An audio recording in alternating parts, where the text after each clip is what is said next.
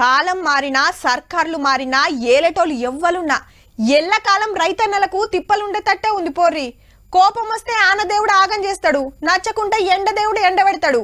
మార్కెట్లా బోకరిగాళ్ళు మోసం చేస్తారు. మొలకరాని ఇత్తనాలిచ్చి కంపినోడు తెరలి చేస్తాడు.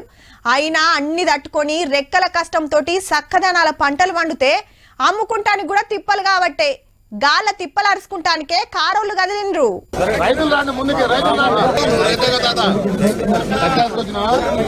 ఇదెక్కడి కథరు? పత్తి మార్కెట్ కు పోయి రైతులను దేవులాడుతున్నారు కారోళ్ళు. అగో నువ్వు రైతా అని అడుగుతాండ్రు.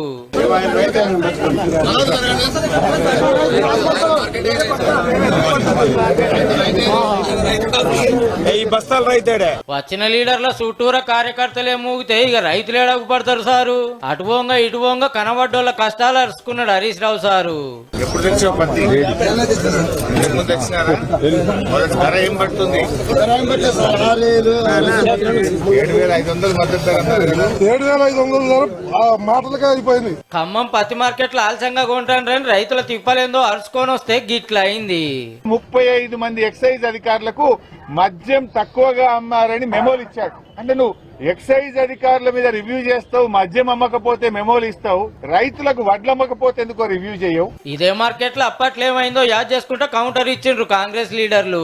ఇదే జిల్లాలో బేడీలేసిన గవర్నమెంట్ అది. నిరుపేద రైతులకి ఇక్కడ రేట్ అడిగినందుకు బేడీలేసి జైలుకు పంపించిన వాళ్ళు వీళ్ళేం చెప్తున్నారు మాకు. నల్గొండ జిల్లా కొత్తపల్లిలో కాంటాలు ఎట్లెట్లయితున్నాయో చూసిండ్రు మంత్రులు. ఎమ్మటే పైసలేస్తున్నందుకు ఆఫీసర్లను తారీఫ్ చేసిండ్రు. అయితే నాగర్ కర్నూలు జిల్లా వట్టెంలా సర్కార్ చెప్పిన మిల్లుకు కాకుండా ఏరేటోళ్లకు లోడ్ పంపినందుకు ఆఫీసర్లను ఎమ్మటే సస్పెండ్ చేసిండు కలెక్టర్ సారు. ఇక సన్నాలు పండించిన వాళ్ళకి క్వింటాలకు 500 బోనస్ అకౌంట్ లో పడుతున్నాయి. రుణమాఫీ 1,99,000, మళ్ళీ ఇవి 2 లక్షల, మా ఫ్యామిలీలో 2 లక్షల చిల్లర ఇవి బోనస్ పైసలు పడ్డాయి.